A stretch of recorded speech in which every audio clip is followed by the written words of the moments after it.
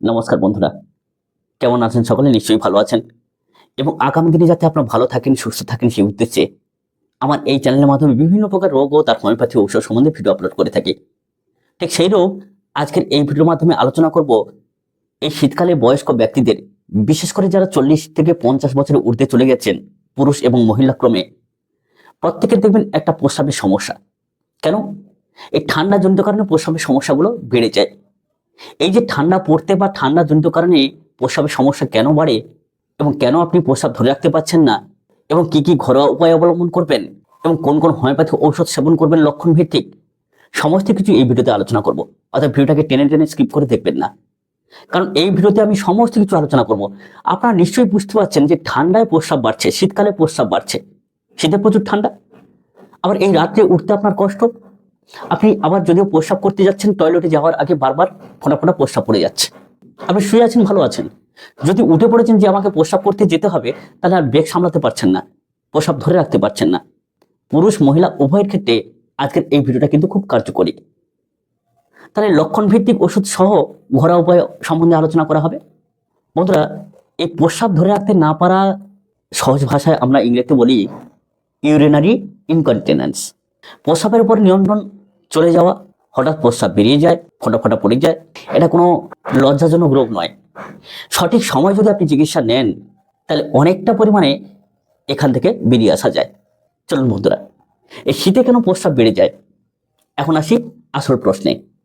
শীতকালে কেন বয়স্করা প্রস্রাব ধরে রাখতে পারে না জানেন? ঠান্ডায় মূত্রথলি সংকুচিত হয়ে যায়। শীতে আমাদের শরীর ঠান্ডা হয়ে যায়, ঠান্ডা থেকে বাঁচতে ভিতরের অঙ্গগুলো সংকুচিত হয়ে যায়। এর ফলে মূত্রথলি ছোট হয়ে যায়, অল্প প্রস্রাব জমলে চাপ তৈরি হয়, ফলে বারবার প্রস্রাবে যাওয়ার একটা প্রবণতা বা বেগ তৈরি হয়, কারণ তাদের ব্লাডারের ক্ষমতা আগে থেকে কমে যায়। 2 নম্বর, যেটা বয়সের সাথে সাথে স্নায়ু দুর্বল হয়ে যায়। আমাদের ব্রেন থেকে একটি সিগন্যাল আসে, এখন আমাকে প্রস্রাব করতে হবে বা আমি প্রস্রাব করব। বয়স বাড়লে এই সিগন্যাল সিস্টেম দুর্বল হয়ে যায়, ব্রেন আর ব্লাডারের মধ্যে সংযোগ ঠিকমতো হয় না, ফলে হঠাৎ করে প্রস্রাব বেরিয়ে যায়, আগে থেকে বোঝাও যায় না বা বোঝার কোনো উপায় থাকে না। 3 নম্বর যে কারণটা, শীতে প্রস্রাব বেশি তৈরি হয়। শীতে আমরা ঘাম দিই না, শরীর থেকে ঘাম ঝরে না, ফলে শরীর অতিরিক্ত জল তৈরি করে, প্রস্রাবের মাধ্যমে সেটা বেরিয়ে যায়, একে বলে কোল্ড ডিউরিসিস। এর ফলে শীতে প্রস্রাবের পরিমাণ বেড়ে যায়, চাপ সামলানো কঠিন হয়ে পড়ে, যার জন্যে বারবার প্রস্রাবের প্রবণতা হয় এবং প্রস্রাব ঝরে যেতে থাকে। আসুন পুরুষদের ক্ষেত্রে বিশেষ কারণগুলো সম্বন্ধে উল্লেখ করি, কেন তারা প্রস্রাব ধরে রাখতে পারে না। প্রথম যে কারণ, সেটা হচ্ছে প্রোস্টেট গ্রন্থি বড় হয়ে যাওয়া। 50 বছরের ঊর্ধ্বে যখন যায় পুরুষরা, প্রোস্টেট গ্রন্থি ফুলে যায়, এর ফলে প্রস্রাব পুরোপুরি খালি হয় না, বারবার প্রস্রাব লাগে, হঠাৎ প্রস্রাব বেরিয়ে যায়, রাত্রিকালে ঠান্ডা পড়লে প্রস্রাব বৃদ্ধি হয়, বারবার প্রস্রাব যাওয়ার একটা প্রবণতা তৈরি হয়। মহিলাদের ক্ষেত্রে বিশেষ কারণ, মহিলাদের ক্ষেত্রে সমস্যা একটু আলাদা। মেনোপজের পর হরমোন কিন্তু কমে যায়। মহিলাদের শরীরে ইস্ট্রোজেন হরমোন কমে গেলে মূত্রথলি বা পেলভিক পেশি দুর্বল হয়ে যায়, ফলে হাঁচি দিলে প্রস্রাব হয়ে যায়। দেখবেন যে সমস্ত মহিলারা 2-1টা সন্তান হয়ে গেছে, তারা যখন হাঁচি কাশি দেয়, তখন কিন্তু প্রস্রাব লিকেজ হতে থাকে।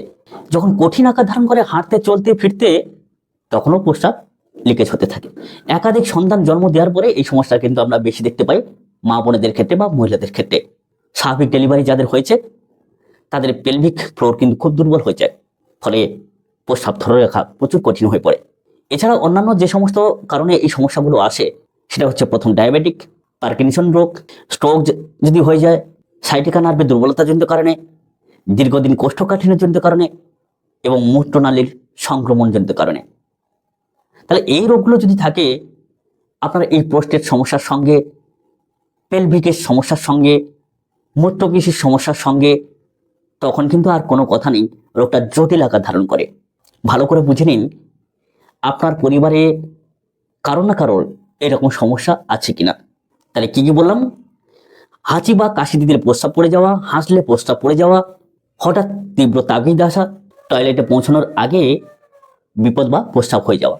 মনে রাখবেন, হোমিওপ্যাথি রোগ লক্ষণ দেখে ঔষধ দেয়, সবাইকে এক ঔষধ দিলে যে কাজ হবে এমন কোনো কথা নেই। আসুন লক্ষণ ভিত্তিক কয় প্রকার ওষুধ সম্বন্ধে আমরা আজকে জেনে নিই। প্রথম যে হোমিওপ্যাথি ঔষধ সম্বন্ধে আলোচনা করব, সেটা হচ্ছে কস্টিকাম। হাঁচি দিলে প্রস্রাব হয়ে যাওয়া, কাশি দিলে প্রস্রাব হয়ে যাওয়া, প্রস্রাব ধরে রাখতে না পারা, মহিলা পুরুষ উভয়ের ক্ষেত্রে কিন্তু এই ওষুধটা দারুণভাবে কার্যকরী। যখন মূত্রপেশী সক্ষমতা হারিয়ে ফেলে, প্যারালাইসিস প্রকৃতি হয়ে যায়, শিথিলতা হয়ে যায়, তখন কিন্তু এই কস্টিকাম অবশ্যই করে আমাদের খুব কাজে আসে। কিভাবে নেবেন? 200 পটেন্সি যাদের সবেমাত্র হয়েছে, দিনে একবার করে সকালে খালি পেটে। যারা অতিরিক্ত পুরনো আকার ধারণ করেছেন তারা 1 পটেন্সি 5 দিন অন্তর, 6 দিন অন্তর এক মাত্রা নেবেন, অর্থাৎ 1 থেকে 2 ফোঁটা আহারের 1 ঘন্টা আগে নেবেন। 2 নম্বর যে ওষুধটা সেটা হচ্ছে সেপিয়া। বয়স্ক মহিলাদের ক্ষেত্রে, বিশেষ করে যাদের মেনোপজের পর প্রস্রাব ধরে রাখতে পারছে না, তলপেট ভার ভার লাগে, মানসিক ক্লান্তি থাকে, এই ওষুধটা সেই সমস্ত মহিলাদের ক্ষেত্রে, মা বোনদের ক্ষেত্রে দারুণভাবে কার্যকরী। 30 বা 200 পর নিচে দিনে 2 বার করে নেবেন, অবশ্যই উপকৃত হবেন। 3 নম্বর যে ওষুধটা সেটা হচ্ছে পালস টিলা। যদি ঠান্ডা লাগলে সমস্যা বাড়ে, রাতে প্রস্রাব বেশি হয়, আবেগপ্রবণ রোগী, খুব সহজে কেঁদে ফেলে বা অভিমানী, এই অভিমানী আর খুব সহজে কেঁদে ফেলে, সহজে দুঃখ পায়, এই কথা শুনলেই পালস টিলার কথা মনে পড়ে বা পালস টিলা খেয়ে বা সেবন করে উপকৃত হতে পারবেন। 30 বা 200 পর নিচে দিনে 2 বার করে সেবন করবেন, অবশ্যই করে উপকার পাবেন। 4 নম্বর যে হোমিওপ্যাথি ওষুধটা সেটা হচ্ছে ক্রিওজোটাম। হঠাৎ যদি প্রস্রাবের ব্রেক হয়, আপনি শুয়ে আছেন, ভালো আছেন, যদি উঠে পড়েছেন যে প্রস্রাবের দৌড় মারতে হয়, ফোটা ফোটা প্রস্রাব ঝরে যেতে থাকে, খুব তীব্র দুর্গন্ধ সহ নিয়ন্ত্রণ হারিয়ে ফেলছেন, তাহলে ক্রিওজোটাম বা ক্রিওজোট হোমিওপ্যাথি ওষুধটা 30 বা 200 পর নিচে দিনে 2 বার করে নিতে থাকুন। 5 নম্বর যে হোমিওপ্যাথি ওষুধ সেটা হচ্ছে অ্যাসিড বেনজোইক অ্যাসিড যাকে বলা হয়। প্রস্রাব খুব গাঢ় রঙের, খুব বাজে বিৎকুট গন্ধ, ঘোড়া বা বিড়ালের প্রস্রাবের মতো তীব্র গন্ধ, নিজের প্রস্রাবের গন্ধ নিজেই সহ্য করতে পারে না, প্রস্রাবের পরে অস্বস্তি বোধ করে, অ্যাসিড বেনজো বা বেনজোইক অ্যাসিড 30 বা 200 পর ইঞ্চি দিনে 2 বার করে নিতে থাকুন, আর 1 ঘন্টা আগে আগে, অবশ্যই উপকার পাবেন। 6 নম্বর যে হোমিওপ্যাথি ওষুধ সেটা হচ্ছে ইকুইজিটাম হাইমেল।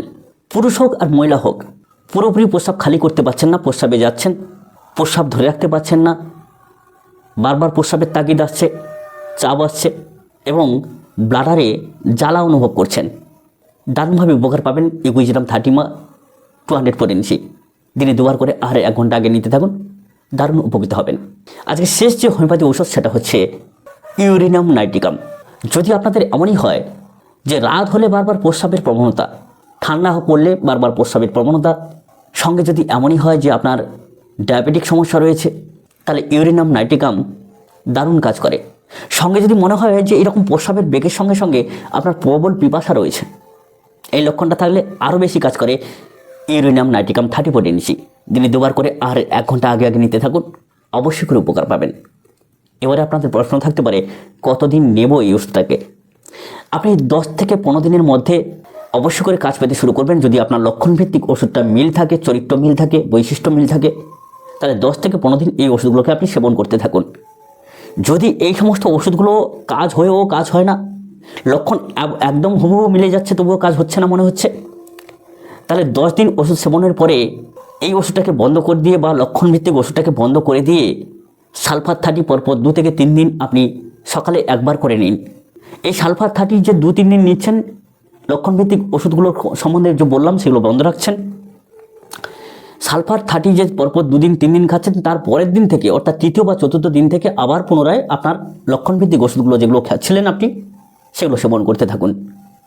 এই সালফার নেওয়াতে কী হবে, আপনার পূর্বের যে ওষুধ সে আপনি ক্রিওজেটাম খান, ইকুইজিটাম খান, ইউরেনিয়াম নাইট্রিকাম খান, কি পালসিলা খান, কি সিপিয়া খান, কি অন্যান্য ওষুধ যেগুলো বললাম সেগুলো খান, এই ওষুধটা কিন্তু কাজ করতে শুরু করবে।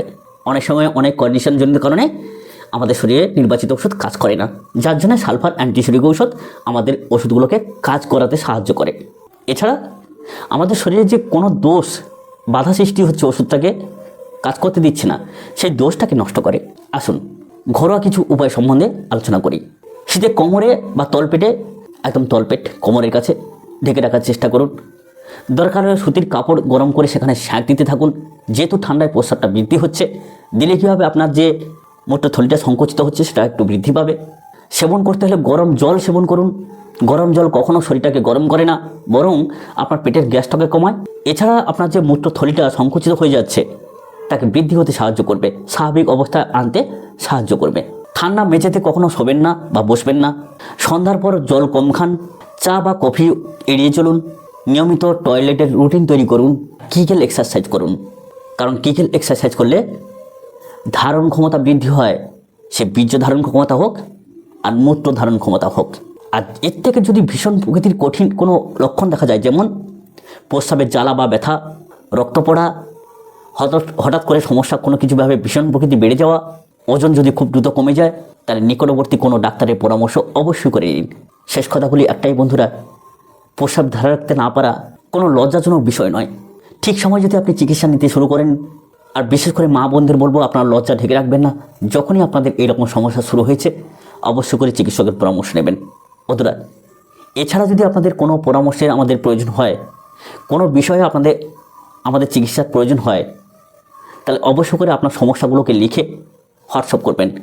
আমরা যথাসাধ্যভাবে চেষ্টা করব আপনাদের উত্তর দেওয়ার। সকলে খুব ভালো থাকুন। আমাদের একটাই নম্বর, ফোন নম্বর হোক, হোয়াটসঅ্যাপ নম্বর হোক, প্রত্যেক ভিডিওর কোনায় দেওয়া থাকে। অরিজিনাল নাম্বার, কোনো ফ্যাক নাম্বার নয়। কখনো হয়তো দেখা গেল যে সবার ফোন হয়তো না ধরতে পারি, এটা ইচ্ছাকৃতভাবে নয়, সময়ের অভাব। ছোট্ট হলেও সবার একটা সময়ের সংকট থাকে। যাই হোক, সকলে খুব ভালো থাকুন। নমস্কার।